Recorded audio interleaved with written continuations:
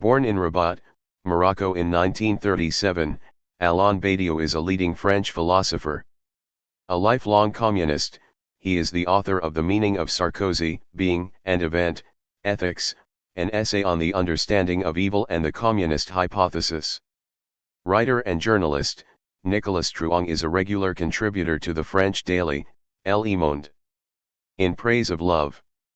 Alain Badiou. With Nicolas Truong. Translated by Peter Bush. Introduction. A philosopher must never forget the countless situations in life when he is no different from anyone else.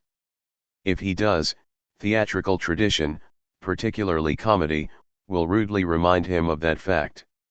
There is, after all, a stock stage character, the philosopher in love, whose stoic wisdom and well-rehearsed distrust of passion evaporate in their entirety the moment a dazzlingly beautiful woman sweeps into the room and blows him away forever.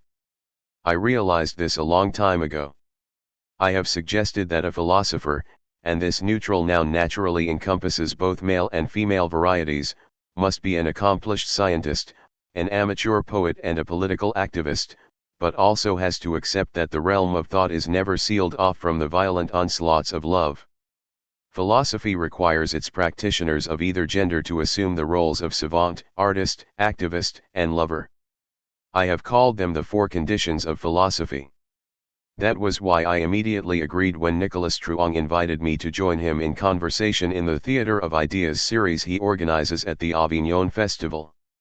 It looked as if it would be a delicious cocktail of theater, crowds, conversation, love, and philosophy.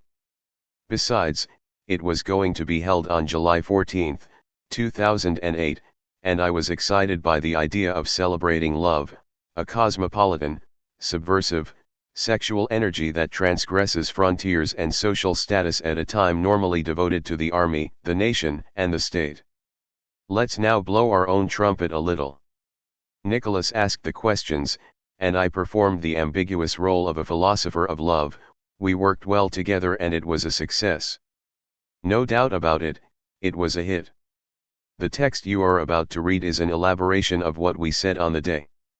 It retains the spontaneous rhythm, clarity, and energy but is more rounded and incisive. I believe that, from start to finish, it is what it says it is, praise of love, sung by a philosopher who thinks, like Plato, whom I quote, anyone who doesn't take love as a starting point will never understand the nature of philosophy.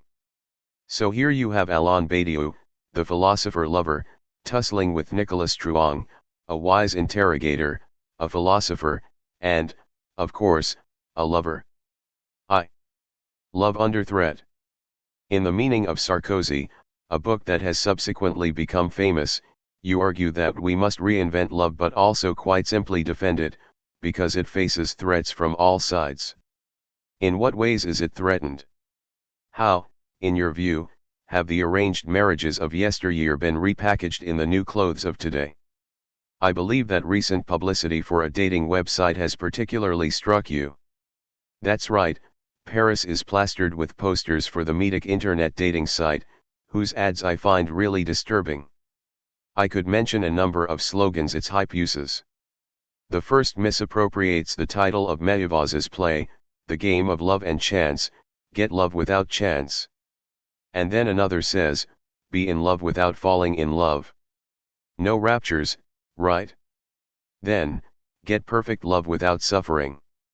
And all thanks to the Meetic dating site, that offers into the bargain, and the notion takes my breath away, coaching in love. So they supply you with a trainer who will prepare you to face the test. I believe this hype reflects a safety-first concept of love. It is love comprehensively insured against all risks. You will have love, but will have assessed the prospective relationship so thoroughly, will have selected your partner so carefully by searching online, by obtaining, of course, a photo, details of his or her tastes, date of birth, horoscope sign, etc. And putting it all in the mix, you can tell yourself, this is a risk-free option. That's their pitch, and it's fascinating that the ad campaign should adopt it. Clearly, inasmuch as love is a pleasure almost everyone is looking for, the thing that gives meaning and intensity to almost everyone's life, I am convinced that love cannot be a gift given on the basis of a complete lack of risk. The Medic approach reminds me of the propaganda of the American Army when promoting the idea of smart bombs and zero dead wars. So do you think there is a connection between zero dead wars and zero risk love, in the same way that sociologists Richard Sennett and Zygmunt Bauman see an analogy between the no commitment to you that finance capitalism tells the casual worker to the no commitment for my part the lover tells his or her partner as they float in a world where relationships are made and unmade in the name of a cozy, consumerist permissiveness? It's all rather the same scenario. Zero deaths war, zero risks love, nothing random, no chance encounters. Backed as it is, with all the resources of a wide-scale advertising campaign, I see it as the first threat to love, what I would call the safety threat. After all, it's not so very different to an arranged marriage. Not done in the name of family order and hierarchy by despotic parents, but in the name of safety for the individuals involved, through advance agreements that avoid randomness, chance encounters and in the end any existential poetry, due to the categorical absence of risks. The second threat love faces is to deny that it is at all important. The counterpoint to the safety threat is the idea that love is only a variant of rampant hedonism and the wide range of possible enjoyment. The aim is to avoid any immediate challenge, any deep and genuine experience of the otherness from which love is woven. However, we should add that as the risk factor can never be completely eliminated, Medic's publicity, like the propaganda for imperial armies, says that the risks will be everyone else's. If you have been well trained for love, following the canons of modern safety, you won't find it difficult to dispatch the other person if they do not suit. If he suffers, that's his problem, right? He's not part of modernity. In the same way that zero deaths apply only to the Western military. The bombs they drop kill a lot of people who are to blame for living underneath. But these casualties are Afghans, Palestinians. They don't belong to modernity either. Safety first love, like everything governed by the norm of safety, implies the absence of risks for people who have a good insurance policy, a good army, a good police force, a good psychological take on personal hedonism, and all risks for those on the opposite side. You must have noticed how we are always being told that things are being dealt with for your comfort and safety, from potholes in pavements to police patrols in the metro. Love confronts two enemies, essentially, safety guaranteed by an insurance policy and the comfort zone limited by regulated pleasures. So there is a kind of pact between libertarian and liberal ideas on love? In effect, I think that liberals and libertarians converge around the idea that love is a futile risk. And that, on the one hand, you can have a kind of well-planned marriage pursued with all the delights of consummation and, on the other, fun sexual arrangements full of pleasure, if you disregard passion. Seen from this perspective, I really do think that love, in today's world, is caught in this bind, in this vicious circle and is consequently under threat. I think it is the task of philosophy, as well as other fields, to rally to its defense. And that probably means, as the poet Rimbaud said, that it also needs reinventing. It cannot be a defensive action simply to maintain the status quo. The world is full of new developments and love must also be something that innovates. Risk and adventure must be reinvented against safety and comfort. 2. Philosophers and love. You borrow from Rimbaud the phrase love needs reinventing and draw on numerous poets and writers as you develop your own conception of love. But first we should perhaps ask questions of other philosophers. You have been impressed by the fact that so few have shown a serious interest in love, and when they have, you usually disagree with them. Why? The relationship between philosophers and love is certainly far from straightforward. Aude Lancelin and Marie Lemonier's Philosophers and Love from Socrates to Simone de Beauvoir shows that very clearly. The book has added interest in that it combines an examination of the philosophers' thinking and their lives without dumbing down. In that sense, it is almost unprecedented. The book shows how philosophy oscillates between two extremes when it comes to love, even though there are also intermediate points of view. On the one hand, There is anti-love philosophy, Arthur Schopenhauer being the prime representative of that tendency. He is well known for writing that he will never forgive women for experiencing a passion for love, thus making it possible to perpetuate a human species that was in fact worthless. He is one extreme. At the other, you find philosophers who transform love into one of the highest levels of subjective experience. That is the case with Søren Kierkegaard, for example. For Kierkegaard there are three levels of existence. At the aesthetic level, the experience of love is one of vain seduction and repetition. The selfishness of pleasure and the very selfishness of that selfishness drive individuals on, the archetype being Mozart's Don Juan. At the ethical level, love is genuine and demonstrates its own seriousness. It is an eternal commitment, turned towards the absolute, something Kierkegaard himself experienced in his long courtship of the young Rugine. The ethical level can lead the way to the highest level, the religious level, if the absolute value of the commitment is endorsed by marriage. Marriage is thus conceived not as a strengthening of the social bond against the perils of wayward love, but as the institution that channels genuine love towards its fundamental destination. The final transfiguration of love becomes possible when the ego plunges through its own transparency to meet the power that has created it, that is, when, thanks to the experience of love, the ego roots itself in its divine source. Love then moves beyond seduction and, through the serious mediation of marriage, becomes a way to accede to the superhuman. As you can see, philosophy struggles with huge tension. On the one hand, love seen as a natural extravagance of sex arouses a kind of rational suspicion. Conversely, we see an apology for love that borders on religious epiphany. Christianity hovers in the background, a religion of love after all. And the tension is almost unbearable. Thus, when Kierkegaard was finally unable to contemplate the idea of marrying Rugine, he broke with her. In the end, he represented the aesthete seducer of the first level, lived the ethical promise of the second and failed to make the transition, via the real-life seriousness of marriage, to the third level. Nonetheless, he visited the whole gamut of forms of philosophical reflection on love.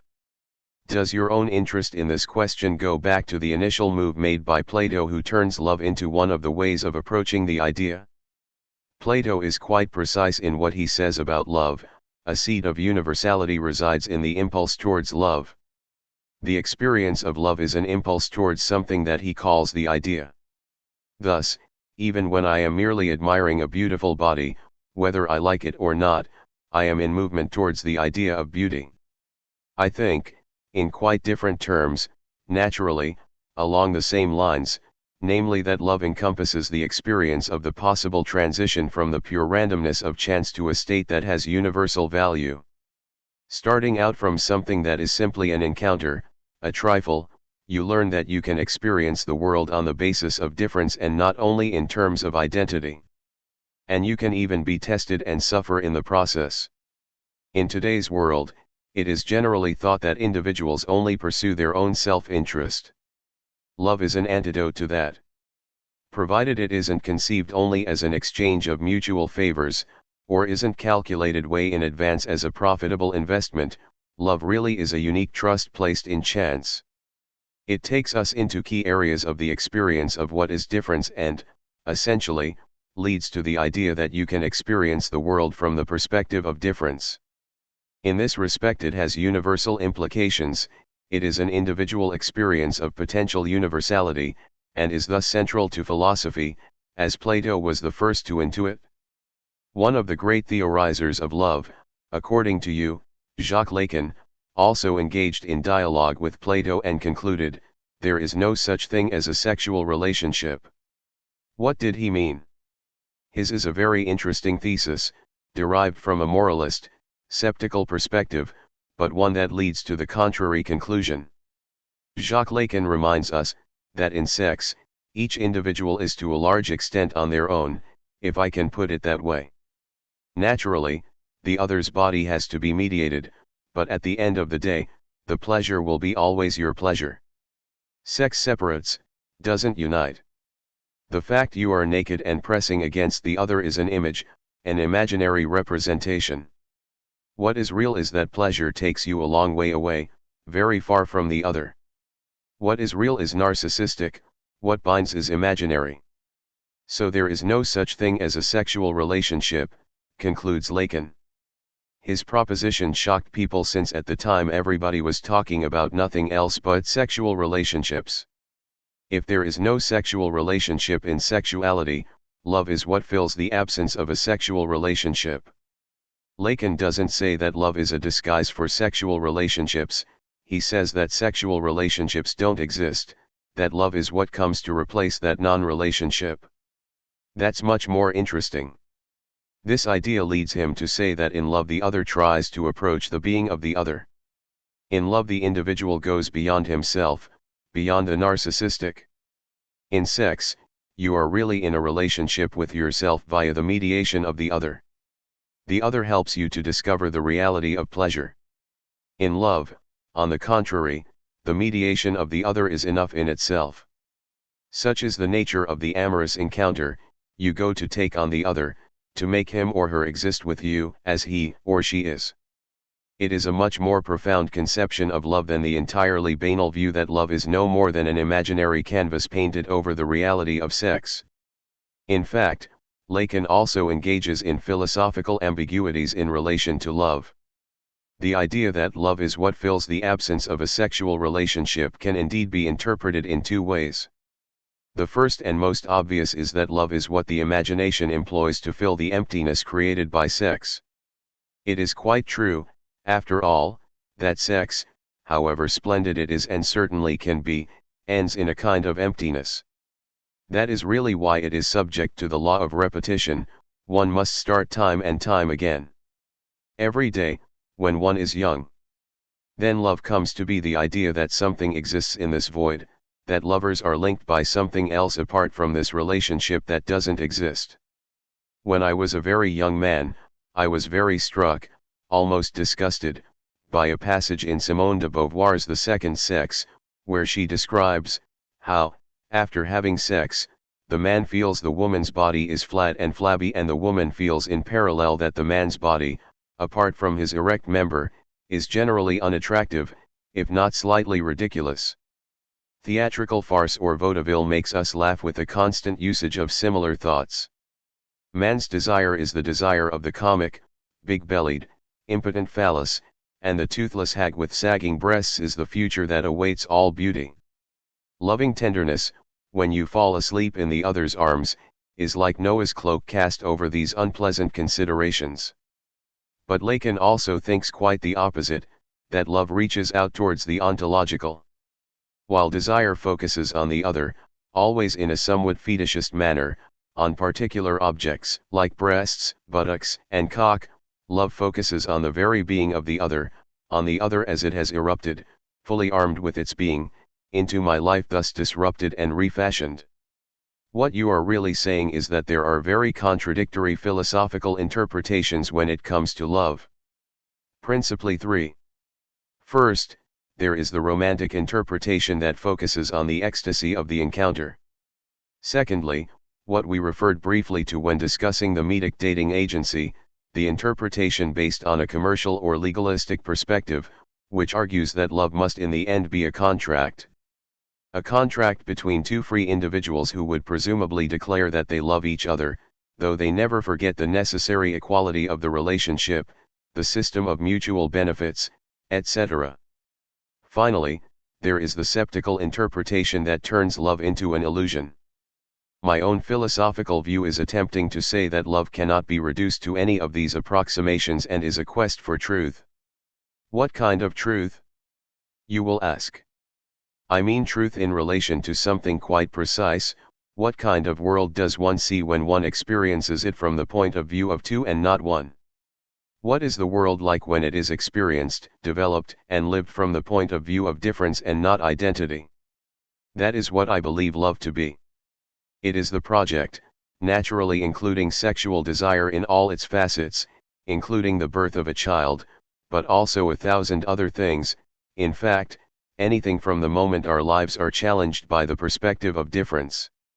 Given that love, according to you, is a manner of experiencing the world on the basis of difference, Why don't you share the view of the philosopher Emmanuel Levinas, namely that the person in love experiences in the person he or she loves not a quality that is different from any other, but the very quality of difference? Why don't you accept that love is an experience of the other? I think that it is essential to grasp that the construction of the world on the basis of difference is quite distinct from the experience of difference. Levinas's vision starts from the irreducible experience of the face of the other, an epiphany that is grounded in God as the Almighty Other. The experience of otherness is central, because it is the foundation stone of ethics. In a great religious tradition, love also becomes an ethical sentiment par excellence. In my view, there is nothing particularly ethical about love as such. I really don't like all these theological ruminations inspired by love, even though I know they have made a great impact on history. I can only see the ultimate revenge of one over two. I believe there really is an encounter with the other, but an encounter is not an experience, it is an event that remains quite opaque and only finds reality in its multiple resonances within the real world. Nor can I see love as an experience of communion, namely, an experience in which I forget myself on behalf of the other, that is a model in this world of what will finally lead me to the Almighty Other. At the end of Faust, Goethe was already asserting that the eternal feminine takes us above. I'm sorry, but I find such statements rather obscene. Love doesn't take me above or indeed below. It is an existential project, to construct a world from a decentered point of view other than that of my mere impulse to survive or reaffirm my own identity. Here, I am opposing construction to experience. When I lean on the shoulder of the woman I love, and can see, let's say, the piece of twilight over a mountain landscape, gold-green fields, the shadow of trees, black-nosed sheep motionless behind hedges and the sun about to disappear behind craggy peaks, and no, not from the expression on her face, but from within the world as it is, that the woman I love is seeing the same world, and that this convergence is part of the world and that love constitutes precisely, at that very moment, the paradox of an identical difference, then love exists, and promises to continue to exist.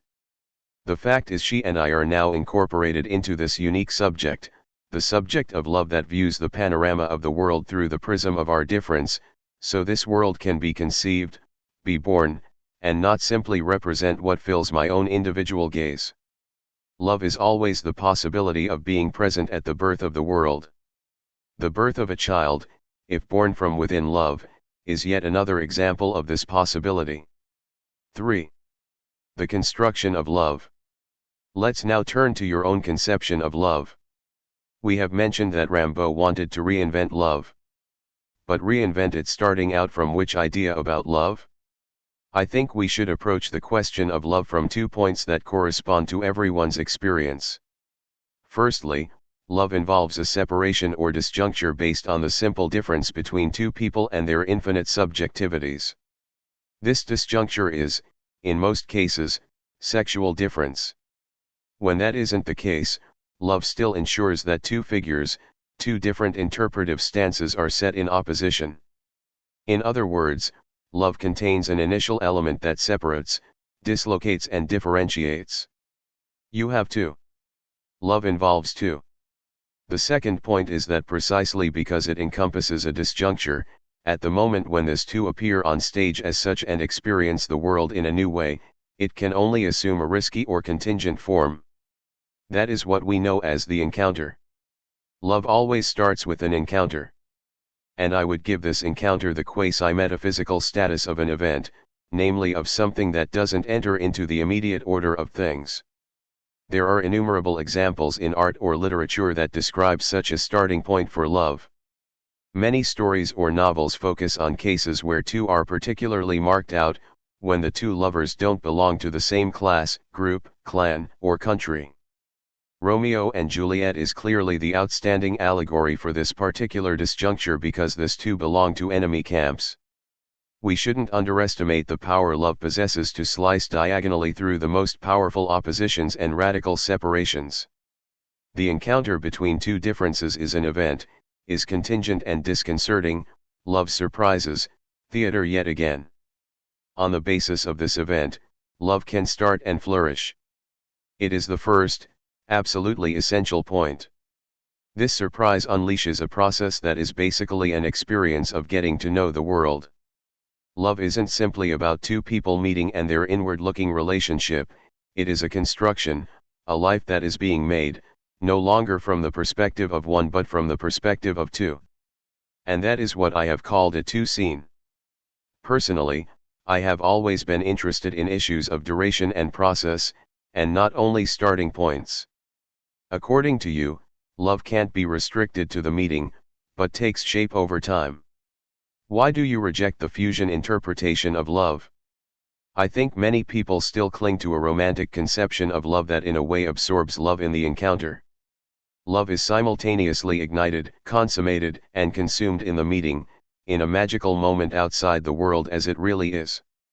Something happens that is in the nature of a miracle, an existential intensity, an encounter leading to meltdown. But when things happen that way, we aren't witnessing a two-scene but a one-scene.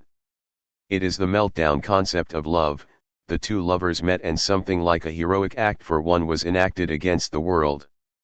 In romantic mythology we can see how this point of fusion very often leads to death. There is a close and profound link between love and death, the highest point of which no doubt is Richard Wagner's Tristan and Isolde, because love is consumed in the ineffable, exceptional moment of the encounter, after which it is impossible to go back to a world that remains external to the relationship. This is a radically romantic interpretation that I think we need to challenge. It is artistically extremely beautiful but, in my opinion, it is existentially seriously lacking. I believe we should accept it as a powerful artistic myth, but not as a genuine philosophy of love. After all, love takes place in the world. It is an event that can't be predicted or calculated in terms of the world's laws. Nothing enables one to prearrange the encounter, not even Medic, and all those long, preparatory chats.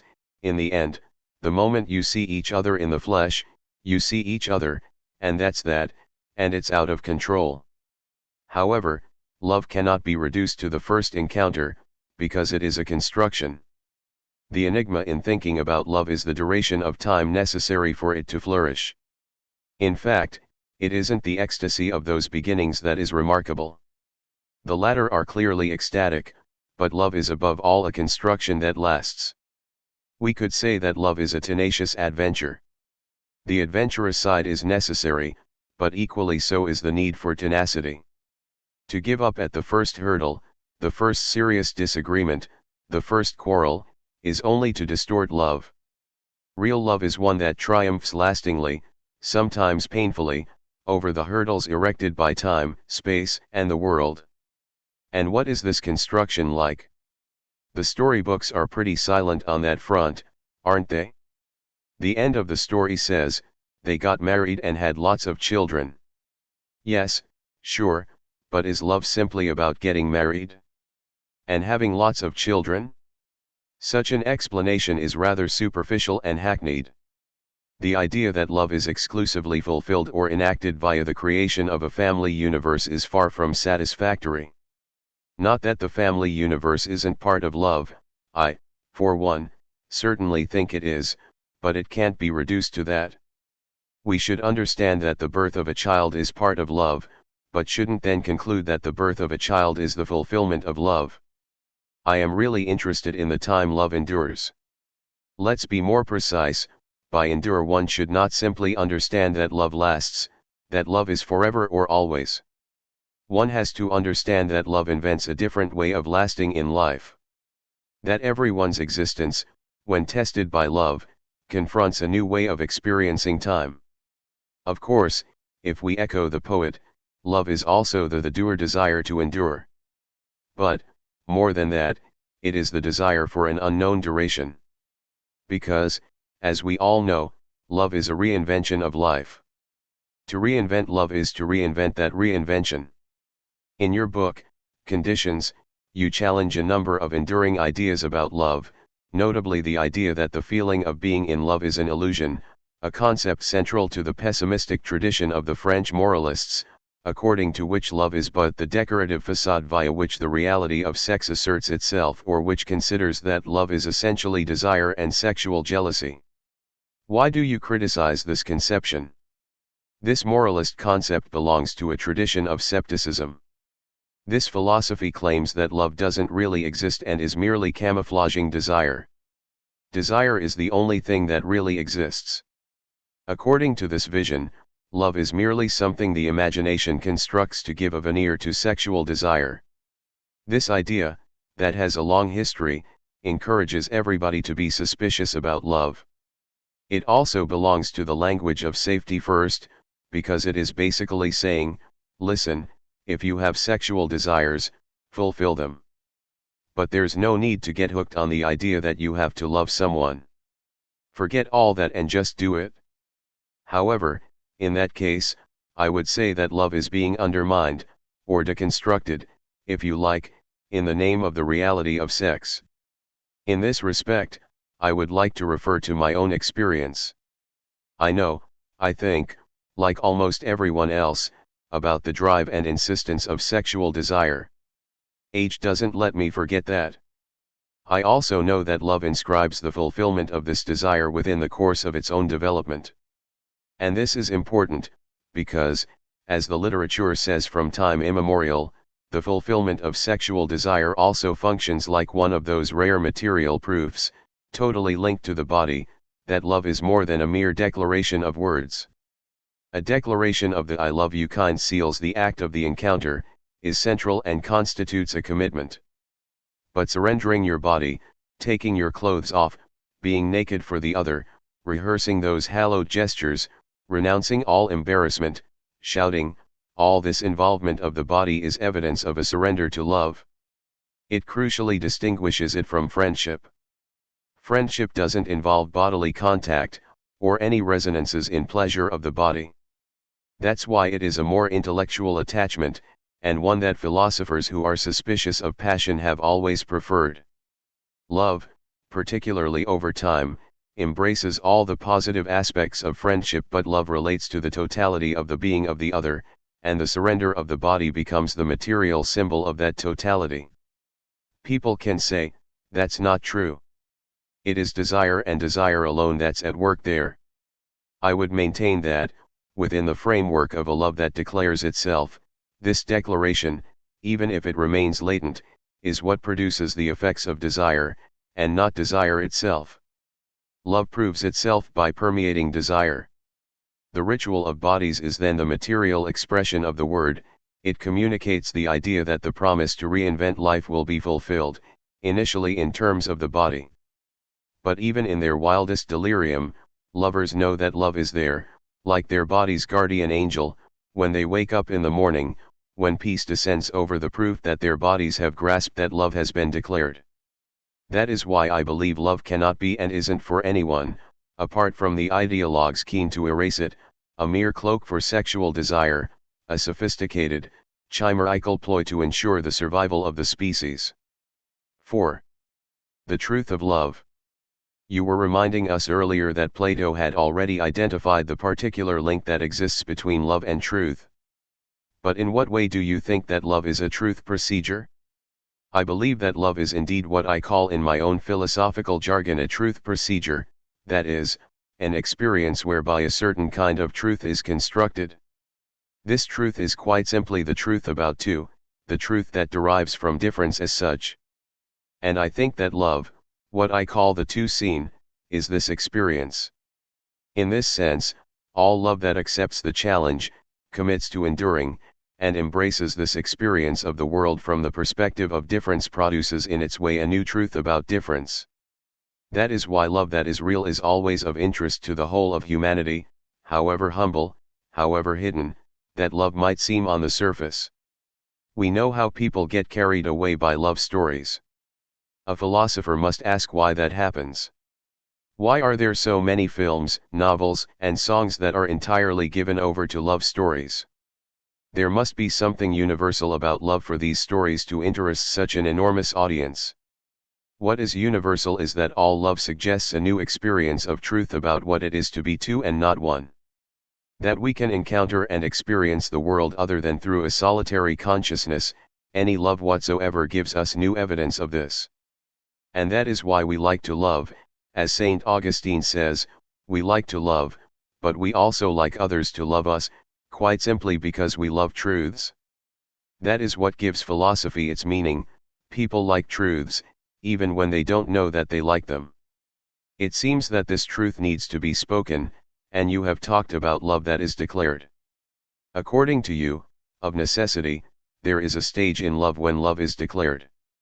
Why is it so vital for love to be spoken?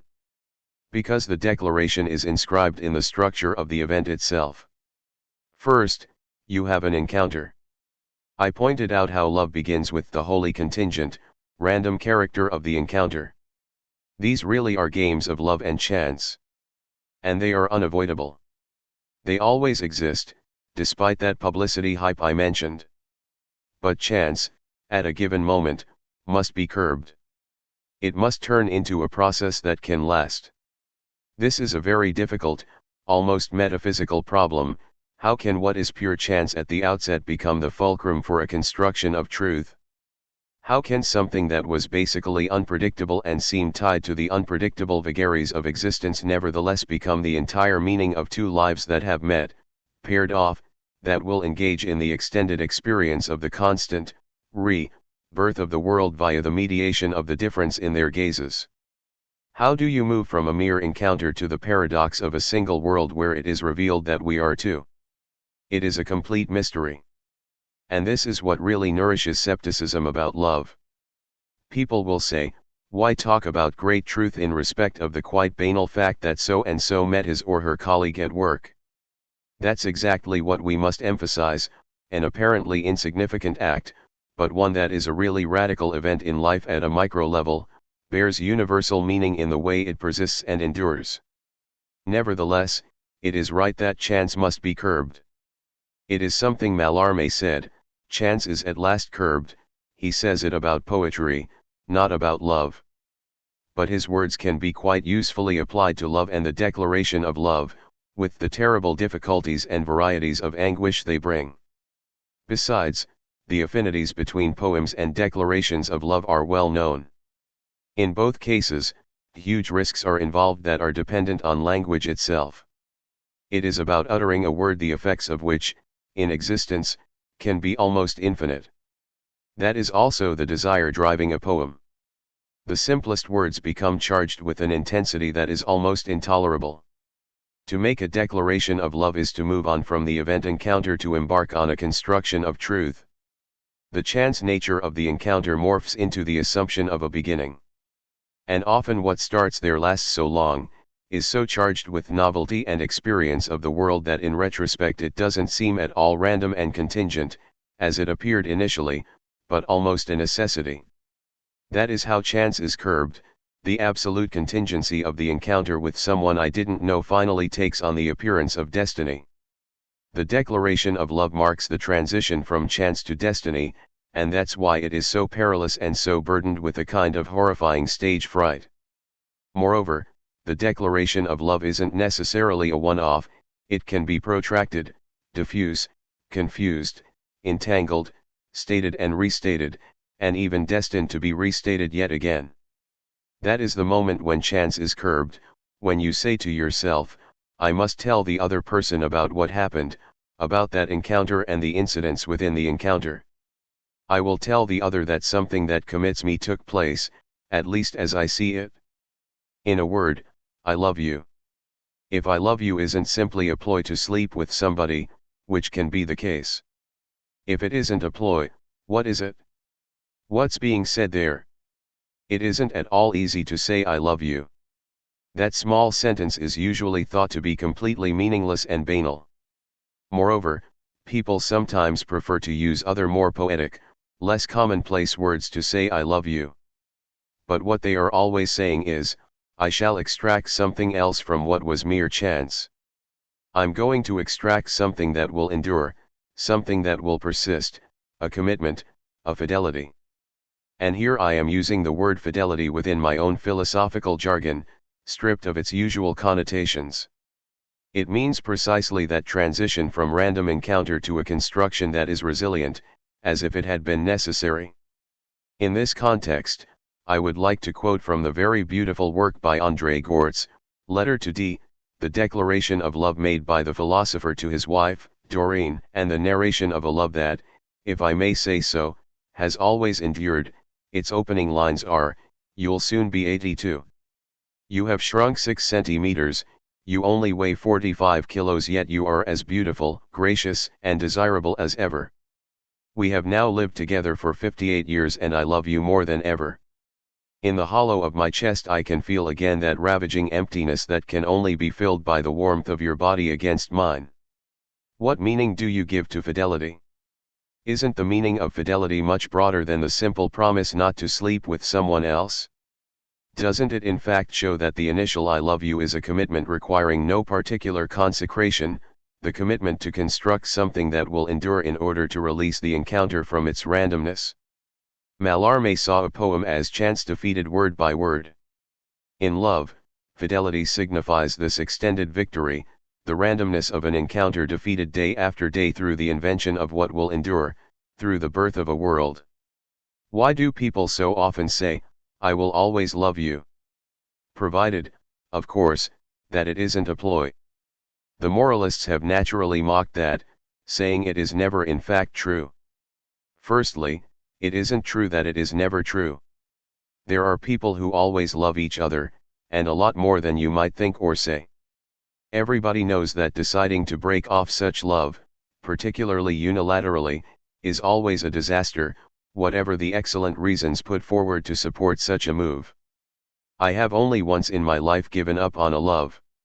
It was my first love, and then gradually I became so aware the step had been a mistake that I tried to recover that initial love.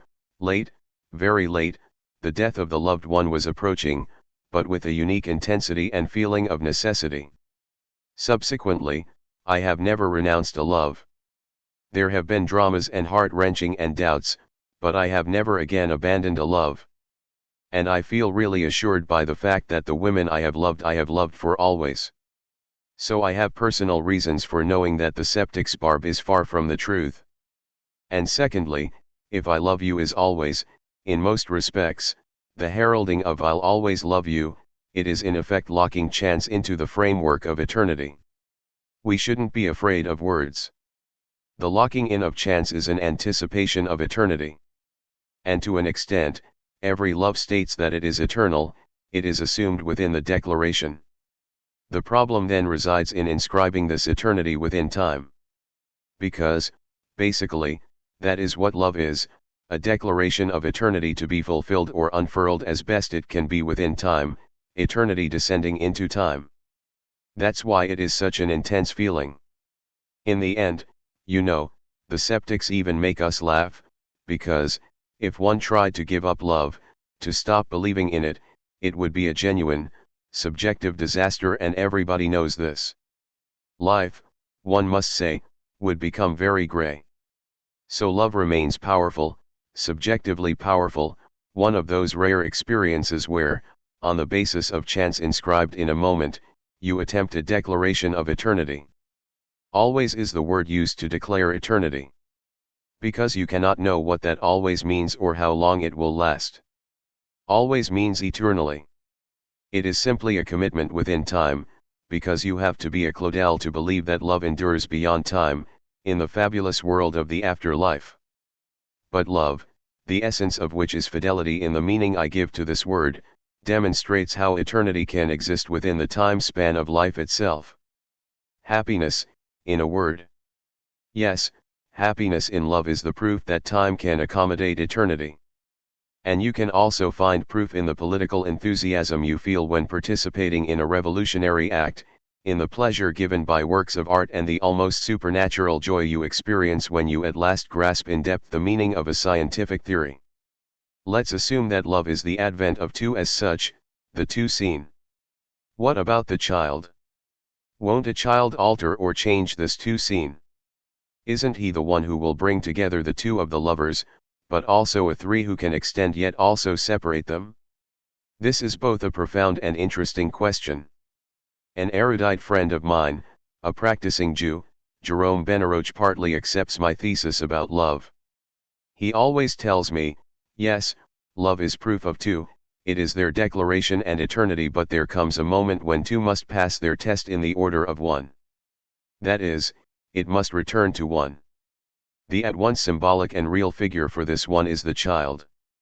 And love's true goal remains the existence of the child as the expression of the one. I have challenged his objection empirically on a number of fronts, in particular because it would require the denial of the amorous nature of sterile couples, of homosexuals, etc. Then, at a deeper level, I told him, the child is indeed part of the space marked out by love, and as such constitutes a point in terms of my own jargon. A point, namely a particular moment around which an event establishes itself, where it must be replayed in some way, as if it were returning in a changed, displaced form, but one forcing you to declare afresh. A point, in effect, comes when the consequences of a construction of a truth, whether it be political, amorous, artistic, or scientific, suddenly compels you to opt for a radical choice, as if you were back at the beginning, when you accepted and declared the event. Once more you must say, I accept this chance, want it and take it on board. In the case of love, you must, often very urgently, remake your declaration. You could even say, you must, make the point. And I think that's what a child, the desire to have a child, and the birth is. It forms part of the process of love, clearly, in the shape of a point of support for love. We know that a birth, at once a miracle and a challenge, is a test for all couples. It becomes necessary to redeploy two around the child, precisely because he is one. Two cannot continue to experience each other in the world as they did before they were challenged on this point. I don't at all deny that love is sequential, in other words, that it's not autonomous. There are points, tests, temptations, and new appearances, and, each time, you must replay the two scene, find the terms for a new declaration. After the initial declaration, love too must also be restated. And that is why love is also the source of violent existential crises. Like all processes involving the search for truth. From this perspective, moreover, there is also a striking similarity between politics and love. V. Love and politics. What is the relationship between politics and love? Is it that politics also involves events, declarations, and fidelities? In my view, politics constitutes a truth procedure, but one that centers on the collective. I mean that political action tests out the truth of what the collective is capable of achieving. For example, can it embrace equality? Can it integrate what is heterogeneous? Can it accept that there is only one world? Things of this kind. The essence of politics can be subsumed in the question, what are individuals capable of when they meet, organize, think, and take decisions? In love, it is about two people being able to handle difference and make it creative. In politics, it is about finding out whether a number of people, a mass of people in fact, can create equality. And just as the family exists at the level of love to socialize its impact, at the level of politics the power of the state exists to repress its enthusiasms. The same prickly relation exists between politics as a practical, collective way of thinking through the issue of power with the state as the instrument for its management and regulation, and the issue of love with the unbridled invention of two and the family as the fundamental unit of ownership and egotism. Essentially, if you play with the word state, you could define the family as the state of love. For example, when you participate in a political mass movement, you experience the very significant tension between the question, what is the collective capable of, and the power and authority of the state. The upshot is that the state is almost always about the betrayal of political hope. Should I now assert that the family is always about the betrayal of love? It is clear that the question has to be asked. The way I see it, it only impacts point by point, and decision by decision.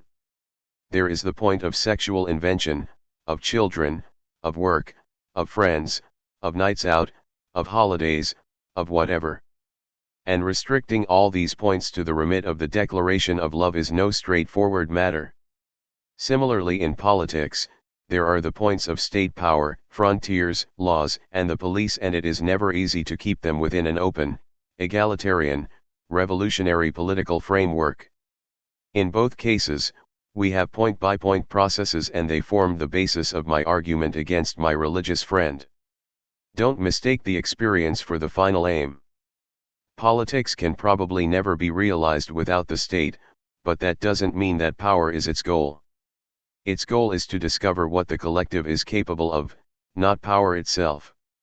Similarly, in love, the aim is to experience the world from the point of view of difference, point by point, and not simply to ensure the reproduction of the species.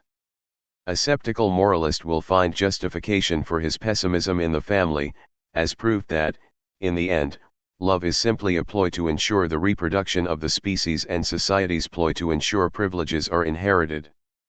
But I won't accept his proposition. Nor will I accept my friend Benaroche's view that love's splendid creation of the power of two is duty-bound to genuflect before the majesty of one. Why then can't you envisage a politics of love, just as Jacques Derrida outlined a politics of friendship? I don't think that you can mix up love and politics. In my opinion, the politics of love is a meaningless expression. I think that when you begin to say love one another, that can lead to a kind of ethics, but not to any kind of politics. Principally because there are people in politics one doesn't love. That's undeniable. Nobody can expect us to love them. So unlike love, politics is all about a confrontation between enemies. Well, look, in love, at the absolute difference that exists between two individuals, one of the biggest differences one can imagine, given that it is an infinite difference, yet an encounter, a declaration, and fidelity can transform that into a creative existence.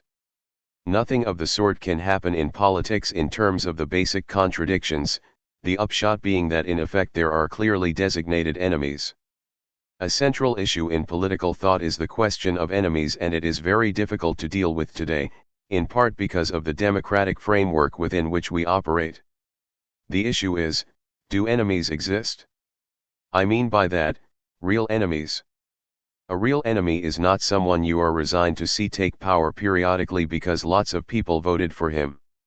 That is a person you are annoyed to see as head of state because you would have preferred his adversary. And you will wait your turn, for 5 or 10 years or more. An enemy is something else, an individual you won't tolerate taking decisions on anything that impacts on yourself. So do real enemies exist or not? That should be our starting point. It is an extremely important issue in politics and one we are too quick to push to one side. The issue of the enemy is completely foreign to the question of love. In love, you can find hurdles, be haunted by imminent dramas, but there are in fact, no enemies. One might object, what about my rival? The person my lover prefers to me? Well, that is an entirely totally different matter. In politics, the struggle against the enemy constitutes the action. The enemy forms part of the essence of politics. Genuine politics identifies its real enemy. However, the rival remains absolutely external, he isn't part of the definition of love. On this point I disagree profoundly with all those who think that jealousy is a constituent element of love. The most brilliant representative of the latter is Proust, for whom jealousy is the real, intense, demonic content of amorous subjectivity. In my opinion, this is simply a variant of the thesis of the skeptical moralists. Jealousy is a fake parasite that feeds on love and doesn't at all help to define it. Must every love identify an external rival before it can declare itself, before it can begin? No way. The reverse is the case, the imminent difficulties of love, the internal contradictions of the two seen can crystallize around a third party, a rival, imagined or real. The difficulties love harbors don't stem from the existence of an enemy who has been identified. They are internal to the process, the creative play of difference. Selfishness, not any rival, is love's enemy. One could say, my love's main enemy, the one I must defeat, is not the other, it is myself, the myself that prefers identity to difference, that prefers to impose its world against the world reconstructed through the filter of difference. Love can also be war. We must bear in mind that, like many processes for finding the truth, the process of love isn't always peaceful. It can bring violent argument, genuine anguish, and separations we may or may not overcome. We should recognize that it is one of the most painful experiences in the subjective life of an individual. That is why some people promote their comprehensive insurance propaganda. I have already mentioned that people die because of love. There are murders and suicides prompted by love. In fact, at its own level, love is not necessarily any more peaceful than revolutionary politics. A truth is not something that is constructed in a garden of roses. Never. Love has its own agenda of contradictions and violence. But the difference is that in politics we really have to engage with our enemies, whereas in love it is all about dramas, immanent, internal dramas that don't really define any enemies, though they do sometimes place the drive for identity into conflict with difference. Dramas in love are the sharpest experience of the conflict between identity and difference. Even so, isn't it at all possible to bring love and politics together without descending into the moralizing of a politics of love? There are two political, or philosophical political notions one can compare at a purely formal level to the dialectics present within love. Firstly, the word communism encompasses this idea that the collectivity is capable of integrating all extra-political differences. People shouldn't be prevented from participating in a political process of a communist type simply because they are this or that, or were born here or come from elsewhere, or speak such and such a language, or were fashioned by such and such a culture, in the same way that identities in themselves aren't hurdles to the creation of love. Only political difference with the enemy is irreconcilable, as Marx said. And that has no equivalent in the process of love. And then there is the word fraternity. Fraternity is the most opaque of the three terms in the Republican motto. We can argue about freedom, but we know what that's about. We can provide a fairly accurate definition of what equality involves. But what on earth is fraternity? No doubt it is related to the issue of differences, of their friendly co-presence within the political process, the essential boundary being the confrontation with the enemy. And that is a notion that can be covered by internationalism, because, if the collective can really take equality on board, that means it can also integrate the most extensive divergences and greatly limit the power of identity. At the beginning of our dialogue, you spoke of Christianity as a religion of love. Let's now focus on the avatars of love within the great ideologies. In your view, how did Christianity manage to capture the extraordinary power that love has? In this respect, I think that Judaism quite prepared the way for Christianity. The presence of love in the Old Testament is significant, both in terms of prescriptions and descriptions. Whatever its theological import, the Song of Love, that is the Song of Songs, is one of the most powerful celebrations of love ever written. Christianity itself is the finest example of the use of love's intensity towards a transcendental conception of the universal. Christianity says, if you love each other, the whole of this loving community will approach the ultimate fount of all love, that is divine transcendence itself. It introduces the idea that the acceptance of the experience of love, oft experience of the other, of the gaze raised towards the other, contributes to the supreme love that is both the love we owe to God and the love that God brings to us. And, of course, that is a stroke of genius. Christianity has managed to capture on behalf of its church, its avatar of the state, this power that has enabled it, for example, to achieve the acceptance of suffering in the name of the supreme interests of the community and not just on behalf of individual survival. Christianity grasped perfectly that there is an element in the apparent contingency of love that can't be reduced to that contingency. But it immediately raised it to the level of transcendence, and that is the root of the problem. This universal element I too recognize in love as immanent. But Christianity has somehow managed to elevate it and refocus it onto a transcendent power. It's an ideal that was already partly present in Plato, through the idea of the good. It is a brilliant first manipulation of the power of love and one we must now bring back to earth. I mean, we must demonstrate that love really does have universal power, but that it is simply the opportunity we are given to enjoy a positive, creative, affirmative experience of difference. The other, no doubt, but without the almighty other, without the great other of transcendence. In the final analysis, religions don't speak of love. Because they are only interested in it as a source of intensity, in the subjective state it alone can create, in order to direct that intensity towards faith and the Church and encourage this subjective state to accept the sovereignty of God. The main outcome is that Christianity substitutes devout, passive, deferential love for the combative love I am praising here, that earthly creation of the differentiated birth of a new world and a happiness won point by point. Love on bended knee is no love at all as far as I am concerned, even if love sometimes arouses passion in us that makes us yield to the loved one. You have worked with Antoine Vitesse, notably when he was preparing his famous production of Paul Claudel's The Satin Slipper. Does the meditation on love by the author of The Break of Noon, that is so imbued with Christianity, have anything to say to people nowadays who are mostly no longer Christian? Claudel is a great dramatist of love. The Satin Slipper and The Break of Noon are wholly devoted to this theme. However, what is there in Claudel that can interest us now that we are no longer directly stirred by the communion of the saints, rewards for good deeds and salvation in the afterlife? I can only think of that sentence at the end of The Break of Noon: far apart, though never ceasing to burden each other, will we have to bear our strife-ridden souls. Claudel is particularly sensitive to the fact that true love is always overcoming the impossible. Far apart, though never ceasing to burden each other.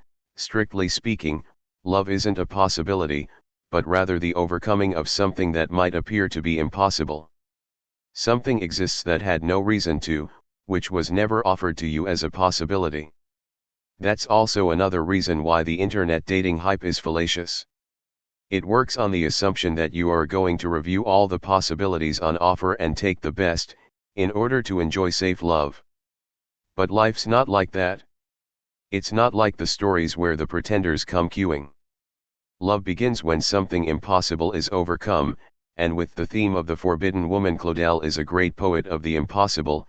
At the same time, in Claudel, the dice are always slightly loaded, since what's impossible is relative because it is terrestrial. I think he has two scenes rather than one. The first is the experience of love's impossibility on earth. The second is when two are reconciled in the universe of the faith. It is fascinating to follow through the magnificent poetic mechanisms he uses to enable the power of the first scene to enrich the second. That is what Christianity is about. It promotes itself through the earthly power of love by saying, yes, certain things are impossible even though it's so powerful, but not to worry because what's impossible down here isn't necessarily so in the afterlife. Very basic but very potent propaganda. This wish to bring love down to earth, to move from transcendence to immanence, was central to historical communism. In what way might the reactivating of the communist hypothesis be a way to reinvent love? I referred earlier to what I think of these political uses of the word love, and how they are as misguided as religious uses. Nevertheless, here too we are dealing, quite remarkably, with a transcendent force that is grasping the power of love. It is not God any longer, but the party, and through the party, its supreme leader. The expression "the cult of the personality" sums up this kind of collective transfer of love to a political figure. Poets have joined in. Look at Elyard's canticles to Stalin, Aragon's hymns to the return of Maurice Thorez to France after his illness. I find the cult of the party as such even more interesting. There again, Aragon is symptomatic: my party brought the colors of France back to me, etc. We immediately see love being modulated. Whether written for the party or his lover, Elsa Triolet, the words are very similar.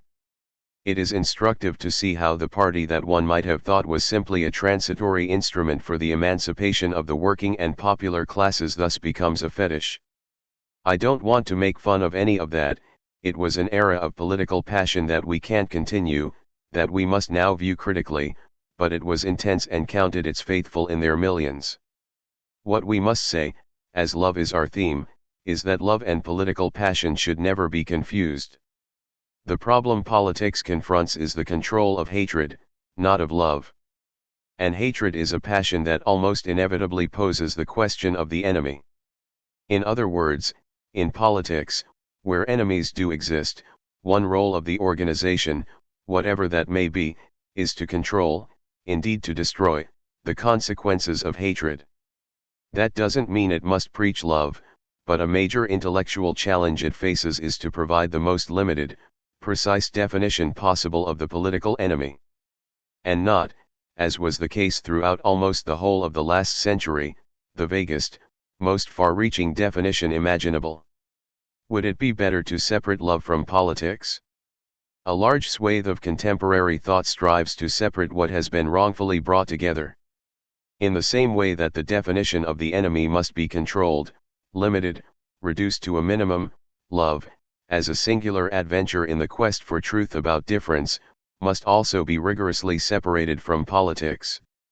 When I talk of the communist hypothesis, I simply want to suggest that future forms of the politics of emancipation must be inscribed in a resurrection, a reaffirmation, of the communist idea, the idea of a world that isn't given over to the avarice of private property, a world of free association and equality. To that end, we can draw on new philosophical tools and a good number of localized political experiences, where there has been innovative thinking. In such a framework, it will be easier to reinvent love than if surrounded by capitalist frenzy. Because we can be sure that nothing disinterested can be at ease amid such frenzy. And love, like any process in the search for truth, is essentially disinterested. Its value resides in itself alone and goes beyond the immediate interests of the two individuals involved. The meaning of the word communism doesn't immediately relate to love. Nonetheless, the word brings with it new possibilities for love. There is another possible dimension to the avatars of love within a communist politics. These are love stories that are built against a background of strikes and other social movements. You often emphasize this dimension, since it allows the transgression of love to ally itself with the political transgression of the moment. What is the specificity of these loves in struggle? I am particularly sensitive to this aspect of things because I have devoted a considerable part of my writing as a novelist and dramatist to the subject. In my play L'Echarpe Rouge, the story mainly concerns the distant loves of a brother and sister in all the incarnations of a huge political movement that involves wars of liberation, strikes, mass meetings. In my novel Comme Bloc ici Ibas, which follows the formal structure of Hugo's Les Miserables, the revolutionary fresco encompasses the love of a Shiite worker, Ahmed Azami, for a terrorist, Elizabeth Catholi, then, that of Elizabeth's son, Simon, adopted by Ahmed after the terrorist's death, for Claude Agazawara, the poet and daughter of a leading reactionary. In all these instances, my intention isn't to highlight the similarity between love and revolutionary commitment, but the kind of secret resonance that is created, in the most intimate individual experience, between the intensity life acquires when 100% committed to a particular idea and the qualitatively distinct intensity generated by the struggle with difference in love. It is like two musical instruments that are completely different in tone and volume, but which mysteriously converge when unified by a great musician in the same work. I would like to make a qualified revelation here. I have inscribed in these works a balance sheet of my life in the red years between May 68 and the 80s. That is the period when I developed the political conviction I have remained implacably loyal to and for which communism is one possible name. But I then equally structured my future life around processes of love that were by and large definitive. What came later, of the same order, was illuminated by that inspiration and its enduring nature. In particular, as I have already mentioned, conviction in love and politics, something one must never renounce. That was really the moment when, in between politics and love, my life found the musical chord that ensured its harmony. 6. Love and art. In the Century, you discuss an André Breton text, Arcanum 17, and show how the 20th century was a great era for the promotion of love as a metaphor for truth. But what does André Breton mean when in Soluble Fish, he wishes to reduce art to its simplest expression, namely, love?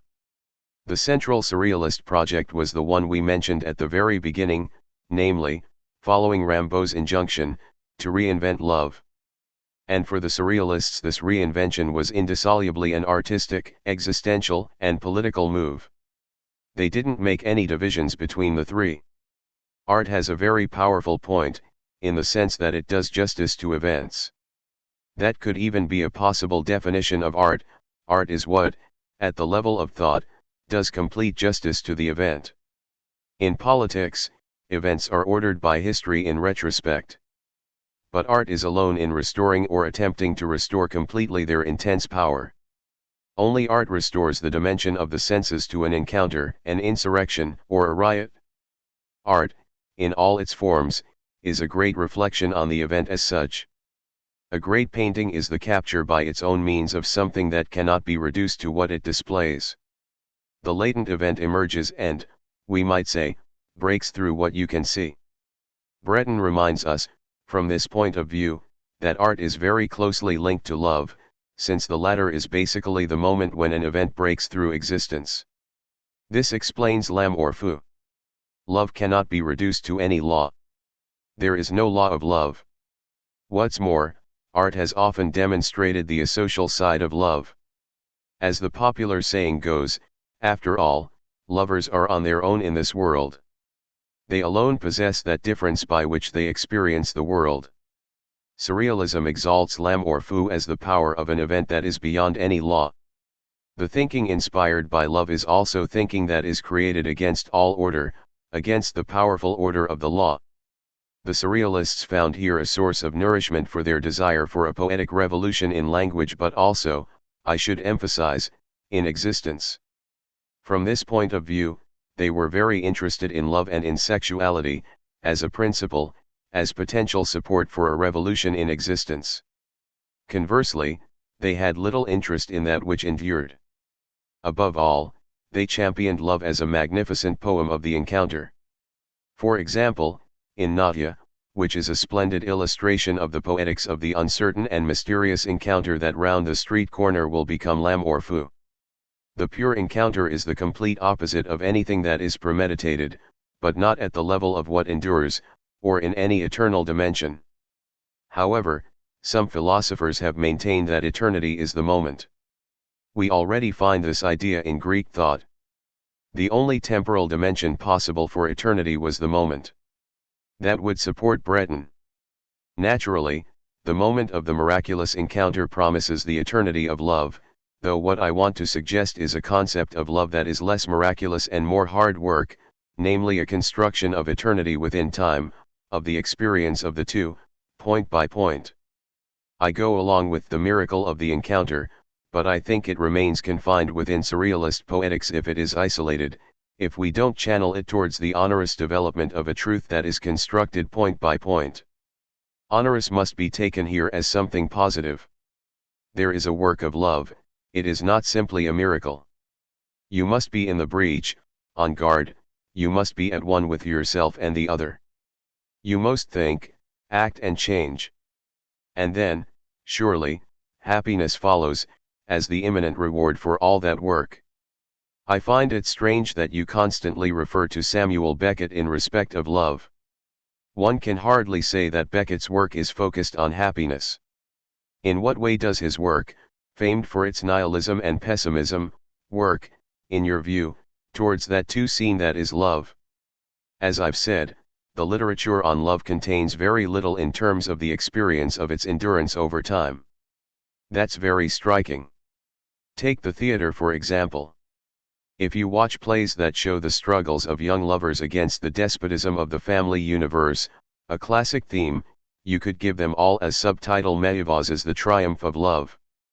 In this vein, many plays relate how these young people, often helped by valets or other accomplices, give the old parents the run around and finally get what they want, namely marriage. It's the triumph of love, but not its duration. That is precisely what you might call plotting the encounter. Important works, great novels, are often built around the impossibility of love, its being put to the test, its tragedy, its waning, its separation, and, etc. But there is very little on it lasting positively. We could even say married life has hardly produced a great work. It is a fact that it has rarely inspired artists. However, it is precisely in the writing of Beckett, that renowned chronicler of despair, of the impossible, that we find something very apposite. He is also a writer of the obstinacy of love. Take for example the play Happy Days, the story of an old couple. You only see the woman, the man is crawling off stage, everything is degenerating, she's in the process of sinking into the ground, but she says, what happy days they were. And she says that because love is still there. Love is the powerful, unchanging element that has structured her apparently catastrophic existence. Love is the hidden power within that catastrophe.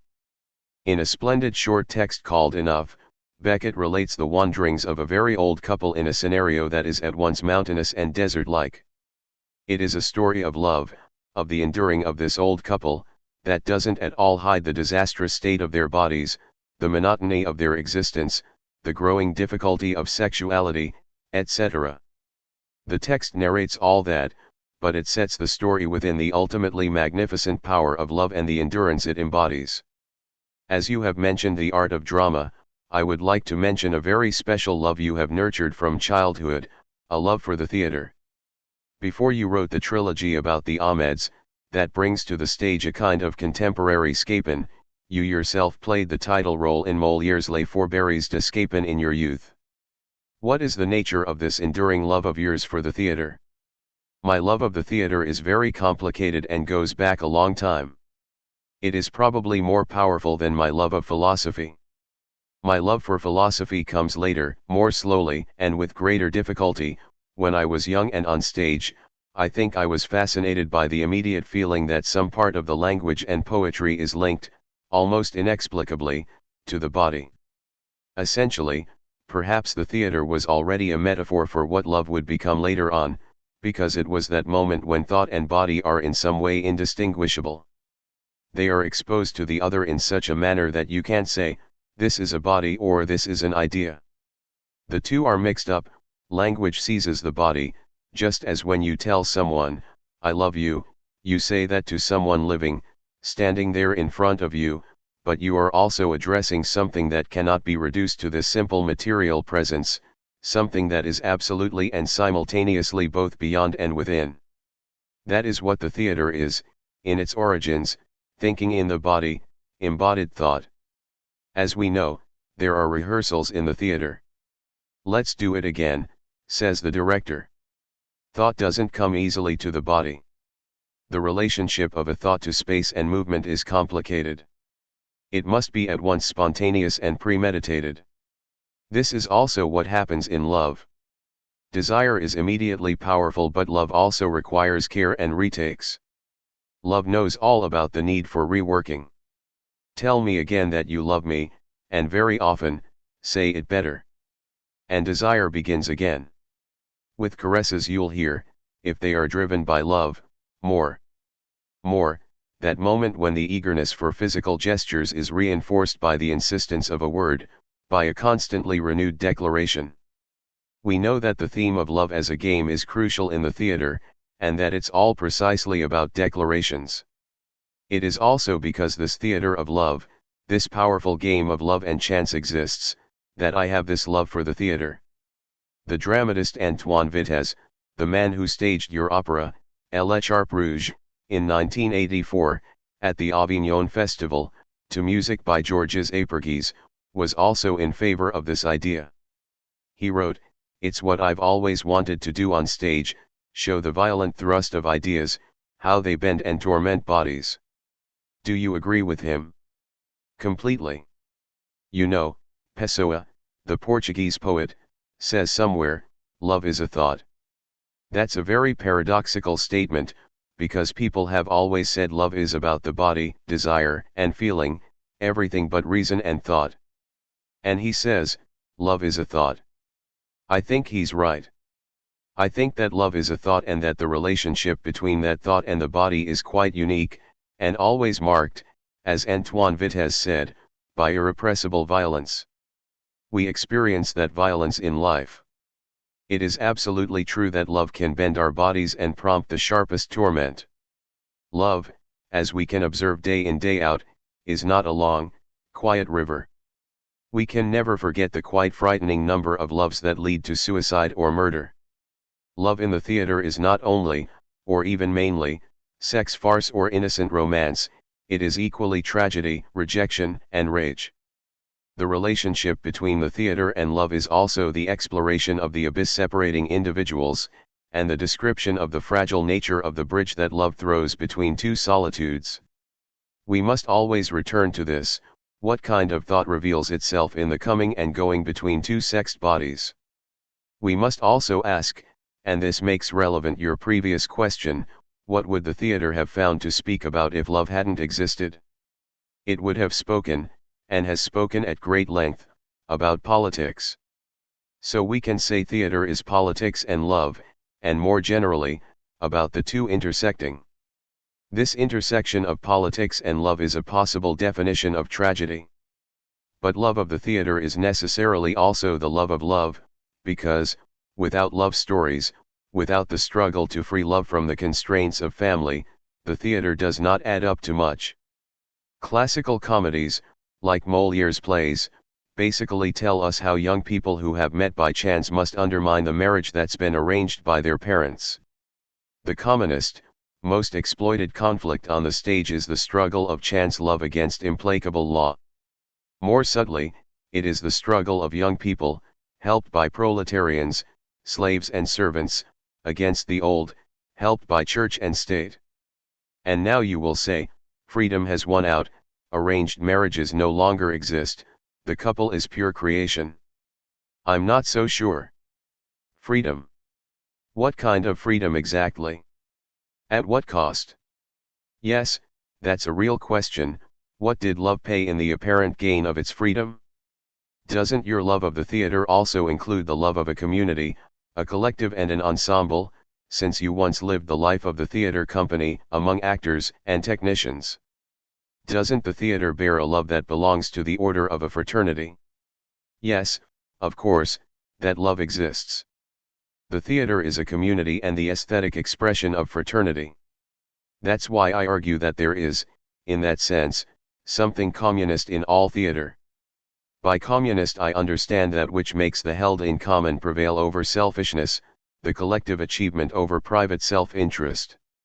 While we're about it, we can also say that love is communist in that sense, if one accepts, as I do, that the real subject of a love is the becoming of the couple and not the mere satisfaction of the individuals that are its component parts. Yet another possible definition of love, minimal communism. To return to the theater, I am always struck by the fact that the community of a theater tour is also precarious. I'm thinking of the really distressing times when the community breaks up. You've been on tour, lived together for a month, and then, all of a sudden, you go your own way. The theater involves this experience of separation. There are moments of great melancholia when the fraternity involved in performing and staging breaks up. Here's my mobile number. We'll be in touch, right? You are familiar with this ritual. But nobody will call, not really. It's the end and we go our separate ways. And the issue of separation is so important in love that one can also define love as a successful struggle against separation. The community of love is also precarious, and you also need much more than a telephone number to sustain and develop it. And what is the love of theater like, from the inside, that is, from the point of view of the actor you once were and you'd perhaps like to be again, once more performing some of the monologues from Ahmed El Subtle or Ahmed Philosophe? It is a unique love that requires you to give up your own body in prey to language, in prey to ideas. As you know, every philosopher is an actor, however hostile he feels towards games and simulation. We have been speaking in public from the days of our great Greek ancestors. In philosophy there is always an element of bearing oneself, the oral dimension of philosophy captured by the body, in an act of transfer. This was the point of a controversy I had with Jacques Derrida, who fought orality on behalf of the written, although he himself gave some wonderful performances. Philosophers have been much criticized for being magicians, for captivating people by artificial means and leading them to unlikely truths via the paths of seduction. Book V of Plato's Republic, this massive book of which I am preparing a complete, very different translation, contains a quite astonishing passage. Socrates starts to define what is a true philosopher. And then very suddenly, he seems to change subject. Here is my version. Socrates is speaking. Do I need to remind you of something you must remember very vividly? When we speak of an object of love, we assume that the lover loves that object in its entirety. We don't allow for his love to select just one part and reject another. The two young people seem taken aback. Amantha takes it upon herself to express their bewilderment. Dear Socrates, what is the connection between this dider on love and the definition of a philosopher? Ah, are young women in love? Unable to recognize that, as Fernando Pessoa the great Portuguese poet said, love is a thought. Listen, you youngsters, anyone who doesn't take love as their starting point will never discover what philosophy is about. It's true. We should follow our old master.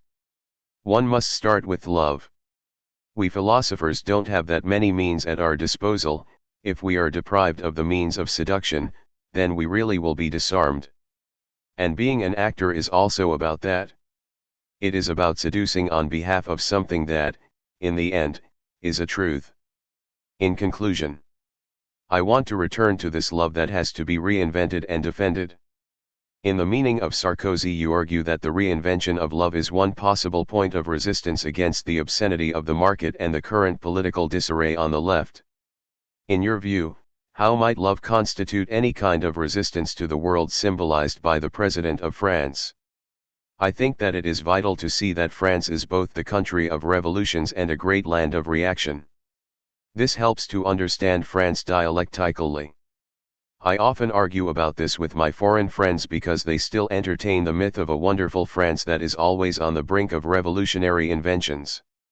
So they were inevitably rather shocked by the election of Sarkozy, who doesn't at all fit into this perspective. I tell them that they construct a history of France in which the Enlightenment philosophers, Rousseau, the French Revolution, June 48, the Paris Commune, the Popular Front, the Resistance, the Liberation, and May 68 follow each other. That's all well and good. But there is another side to the story, the Restoration of 1815, the Versailles, the Holy Union during the Great War, Pétain, horrendous colonial wars, and Sarkozy. So there are two histories of France and they are entwined. Whenever great revolutionary hysteria runs riot, it is met with obsessive reaction. From this perspective, I think that love is also at stake. Moreover, love has always been linked to historical events. Romanticism in love is linked to the revolutions of the 19th century.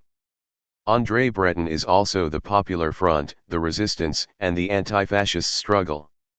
May 68 was a great explosion of experiments in new takes on sexuality and love. But when the context becomes somber and reactionary, attempts are made to bring identity back on the agenda. It can take different forms, but it is always identity. And Sarkozy wasn't slow off the mark. Target number 1, workers from abroad. His instrument, savage, repressive legislation. He had already tried it on when he was Minister of the Interior. The discourse used conflates French and Western identities. He has no qualms about performing a little colonial number in relation to African men. The reactionary project is always the defense of our values, casting us in the mold of worldwide capitalism as the only possible identity. The impulse-driving reaction is always a crude reference to identity in one form or another. Now, when the logic of identity wins the day, love is under threat. The way it is attracted to difference, its social dimension, and its wild, eventually violent side are under threat. They promote a love that is safe, in line with all their other security initiatives. So now it is urgent to defend love's subversive, heterogeneous relationship to the law. At the most minimal level, people in love put their trust in difference rather than being suspicious of it.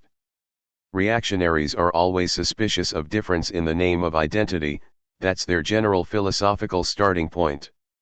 If we, on the contrary, want to open ourselves up to difference and its implications, so the collective can become the whole world, then the defense of love becomes one point individuals have to practice. The identity cult of repetition must be challenged by love of what is different, is unique, is unrepeatable, unstable, and foreign. In 1982 in The Theory of the Subject I wrote, "Love what you will never see twice." Likewise it is in that sense that Jean-Luc Godard's film, In Praise of Love, the cinematic work in the form of a cantata that inspired the title for our dialogue, establishes a coming together, a correspondence between love and resistance. Of course, Godard has always inscribed in his films, from one moment of history to the next, what he considered to be the points of resistance and creation, and more generally everything that in his eyes deserved to enter the composition of an image.